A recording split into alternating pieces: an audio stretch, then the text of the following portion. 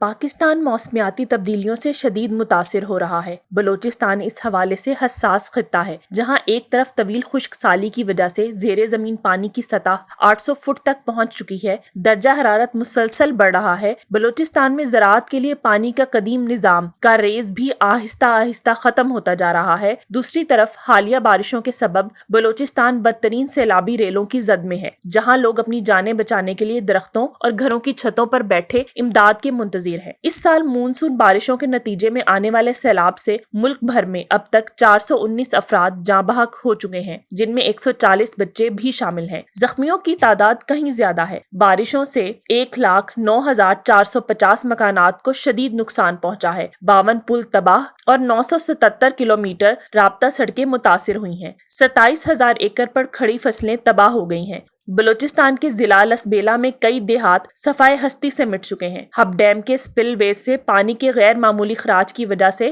Hub ندی میں سیلابی صورتحال ہے اور اطراف کی آبادیوں سے لوگوں کا انخلاء جاری ہے۔ جنوبی پنجاب، سندھ اور خیبر پختونخوا کا حال بھی بلوچستان سے زیادہ مختلف نہیں۔ چترال، اپر کوہستان، سوابی، چارسدہ، شمالی اور جنوبی وزیرستان میں بھی بارشوں سے ہونے والے نقصانات لامحدود ہیں۔ ٹانک میں سیلابی ریلوں سے 3 گاؤں صفائے ہستی سے مٹ گئے ہیں۔ خشک سالی، گرمی کی شدت میں اضافے، گلیشیئرز کے پھٹنے اور جنگلوں میں آگ لگ جانے جیسے موسمیاتی تبدیلیاں بھی پاکستان کو شدید متاثر کر رہی ہیں۔ آب و ہوا کے خطرات سے وابستہ گلوبل کلائمیٹ رسک انڈیکس میں سب سے زیادہ خطرے سے دوچار ممالک میں پاکستان بھی شامل ہے۔ گلوبل کلائمیٹ رسک انڈیکس موسم اور قدرتی آفات سے ہونے والے مالی اور جانی نقصان کو ریکارڈ کرتا ہے۔ اس ادارے کی رپورٹ کے مطابق 1998 سے 2018 تک پاکستان میں ماحولیاتی آفات کی وجہ سے 10,000 جانیں ضائع ہوئیں اور $4 بلین کا مالی نقصان ہو چکا ہے۔ گلوبل وارمنگ جنوبی ایشیا میں مونسون کے دورانیے کو طویل اور زیادہ خطرناک بنا رہی ہے۔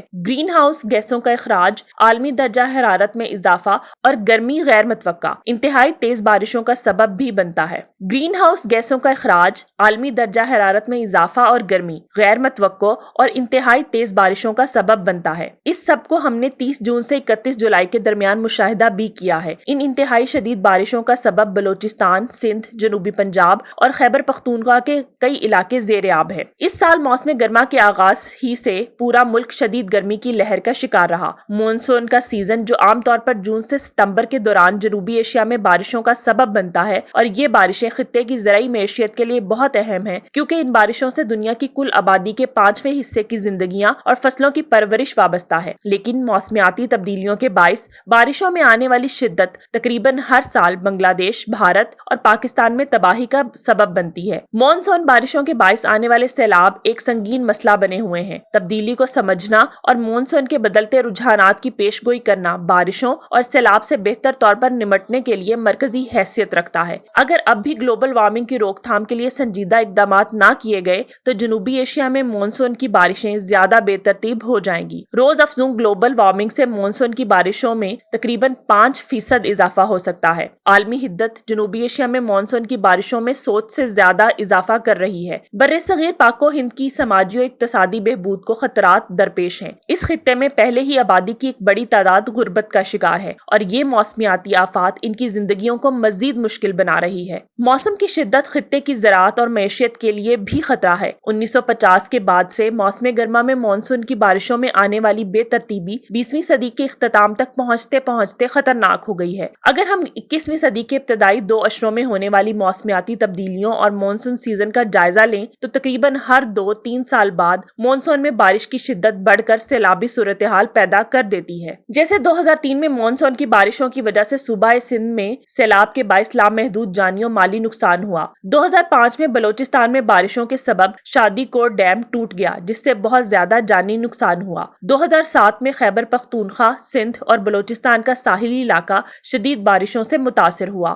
2009 میں بارشوں کی وجہ سے کراچی میں اربن فلڈنگ نے کاروبار زندگی کو مفلوج کر دیا۔ 2010 میں پورا ملک شدید سیلاب کی تباہی کا شکار ہوا۔ 2012 میں مونسون کی بارشوں نے خیبر پختونخوا، پنجاب اور سندھ میں تباہی مچا دی۔ اس سیلاب کی وجہ سے 100 سے زائد لوگ جاں بحق ہوئے اور ہزاروں مکانات تباہ ہو گئے تھے۔ 2014 میں آزاد کشمیر میں بارشوں کی وجہ سے ہونے والی لینڈ سلائیڈنگ نے رابطہ سڑکوں کو شدید نقصان پہنچایا۔ 2016 اور پھر 2019 میں آنے آنے والے سیلاب نے کئی قیمتی جانیں لی اور انفراسٹرکچر کو ناقابل تلافی نقصان پہنچا۔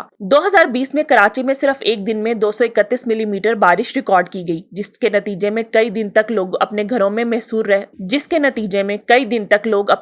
محصور رہنے پر مجبور ہوئے۔ اس سال کراچی میں مونسون کے دوران اوسطاً 141 ملی میٹر بارش ریکارڈ ہوئی۔ حالیہ بارشیں یہ تشویشناک سوال اٹھا رہی ہیں کہ اگر موسمیاتی تبدیلی سے نبرد آزما ہونے کے لیے مناسب پلاننگ نہ کی گئی تو ملک کا معاشی ہب کیسے سروائیو کر سکے گا۔ شہر کی سڑکیں ندیوں میں تبدیل ہو گئیں، کچی آبادیوں کا تو کوئی پرسان حال ہی نہیں۔ شہر کے پوش علاقوں میں پانی گھروں میں داخل ہو گیا۔ چند گھنٹوں کی بارش سے روشنیوں کے شہر میں زندگی کا پہیہ جام ہو جاتا ہے۔ مقامی حکومت کے اداروں کو جب تک بااختیار اور ذمہ دار نہیں بنایا جائے گا، اس وقت تک نہ ہی 18ویں ترمیم کے ثمرات عوام تک پہنچیں گے اور نہ ہی ہمارے مسائل حل ہو سکیں گے۔ وزارت ماحولیاتی تبدیلی کے انتباہ کے باوجود وفاقی، صوبائی اور مقامی حکومتیں ان بارشوں سے نمٹنے کے لیے تیار نہیں تھیں۔ اس سال کا موسم میں برسات خاص طور پر زیادہ شفاف رہا ہے۔ ایسے میں یہ سوال ہر ذہن میں اٹھ رہا ہے کہ کیا پاکستان کے بڑے شہروں کے پاس ایسی صورتحال سے نبرد آزما ہونے کے لیے کوئی پلاننگ موجود ہے؟ ایک محتاط ترین اندازے کے مطابق ہر سال اگر اوسط درجے کی بارش بھی ہو تو کوہ سلیمان سے آنے والا پانی پاکستان کے سب سے بڑے ڈیم تربیلا کی گنجائش سے زیادہ ہوتا ہے۔ ڈیرہ اسماعیل خان میں تعمیر کردہ گومل ڈیم میں پانی کا بڑا ذریعہ کوہ سلمان سے آنے والے پانی کا ہے۔ اس ڈیم کا بنیادی مقصد ہی سیلاب کی صورتحال کو کنٹرول کرنا اور آبپاشی کے لیے پانی مہیا کرنا ہے۔ سیلاب کی صورتحال کو کنٹرول کرنے اور بارشوں کے پانی کو ضائع ہونے سے بچانے کے لیے چھوٹے ڈیموں کی تعمیر سے راجن پور، تونسا اور ڈیرہ غازی خان جیسے کئی علاقوں کو نہ صرف تباہی سے بچایا جا سکتا ہے بلکہ ان میں جمع ہونے والے پانی سے قلت آب کو بھی ختم کیا جا سکتا ہے۔ ان چھوٹے ڈیموں میں جمع ہونے والے پانی سے ملکی زراعت کی ضروریات کو پورا کیا جا سکتا ہے۔